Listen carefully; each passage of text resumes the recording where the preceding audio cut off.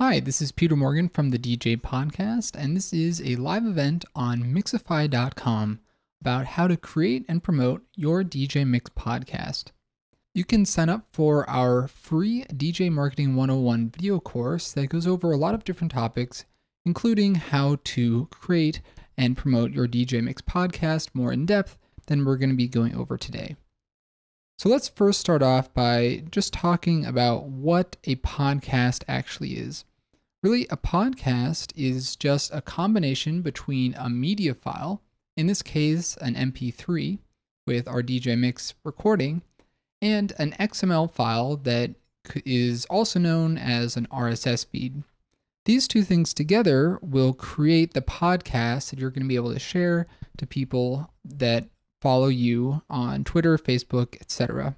Now, while you can write your own XML files for these podcasts, it's easier just to use one that's automatically generated from either your website or a dedicated podcast host.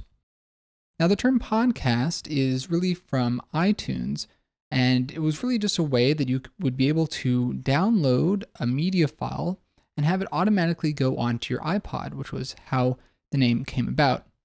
Now, this really changes the relationship between your fans and you. Before, the way it worked was if someone wanted to find out if you had a new mix, they would have to go to your website or wherever you post mixes online and check to see if something new was posted. Whereas a podcast will automatically push out new media to your subscribers each time that there is something new posted. So if you aren't familiar, where would you find a podcast, or where would you go to see podcasts that have already been created? Well, there is a dedicated section on iTunes specifically for podcasts. So you can go there and see podcasts not only for music, but for technology and for all sorts of different categories. Really, right now, podcast is more of a generic term. Any RSS feed reader can act as a podcast catcher. So it can see when something new is posted, and you can download media files either automatically or manually, depending on how you have it set up. So why would you want to create a podcast is a very good question. And the answer is that it allows your fans to be given content regularly. Also, with third-party services, you can track podcast downloads. This is really important if you want to see how many people are downloading your mixes. It's also a great way to archive your online radio shows. So if you do a lot of live streaming, or if you have a regularly scheduled online radio show, you can actually use the podcast as a sort of an archive, a way that people can download the mixes afterwards if they couldn't attend during the actual live stream. So now when you talk about a podcast, the question is it any different than a regular DJ mix? And the difference is very slight. A podcast can sometimes be more produced and have additional elements than just a mix alone. A lot of producers will put in, for example, an introduction to their podcast. Some other DJs will talk on the microphone. And really, that's a great way that you can either introduce songs, give shoutouts, or promote an upcoming event or a new track that you have that's available for purchase. Now, here's some tips for adding vocals on the microphone if you choose to do so. The first thing is that when you're adding vocals, it's important that the listener can hear what you're saying. You don't want the music and what you're saying to clash. You don't want necessarily one to be too loud so that you can't hear both at the same time. So there's two things that you can do when speaking. The first is obviously that you want to speak clearly into the microphone. You don't want to hold the microphone too close to your mouth. You don't want any distortion, and you obviously don't want to have a lot of background noise if possible. Also, you can lower the volume of the track that's playing. So that will give you a little bit more room in the mix between your DJ mix and your voice.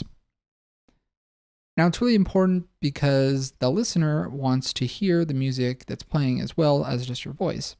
So there's two tricks here. The first is that you can pick a slower part of the song with fewer beats in them. You can also use loops to elongate that section to give you enough time to say what you need to say. Now, going back to the format, most DJ Mix podcasts are very much just like a DJ Mix. So you can go ahead, record your DJ Mix, whether that would be 1 or 2 hours long, depending on how frequent you want to have the podcast. And if you had, let's say, an online radio show that has a set amount of time, then you could add, your voice if you want or not. And then you would go ahead and package that all together just like you would any other DJ Mix that you would post on your website or on a site like Mixcloud or SoundCloud. So now let's get into talking about how to actually host your podcast. The best place to do it is on your own website. So if you're using a CMS platform like WordPress, you can use plugins for that to create your podcast feed. And if you don't want to go through the hassle of setting up everything by yourself, there are websites dedicated directly to hosting podcasts. So a few of them would be Podomatic, Podomatic.com. Another one is Podbean, and a third one is Libsyn, Libsyn.com. And those all make it really easy to upload your mixes and then have a feed automatically created. So now when you talk about promoting your podcast, obviously you can promote it through Twitter and Facebook, just like you would any other online mix or event that you have coming up. Another way that you can do it is through something like iTunes or a podcast directory. And for that, it's pretty simple. You just need to make sure that your particular podcast feed has all of the necessary information for whichever directory you're trying to upload it to. So for iTunes, there's certain things about how big the cover art is, and you may need to add in some additional tags to the RSS feed.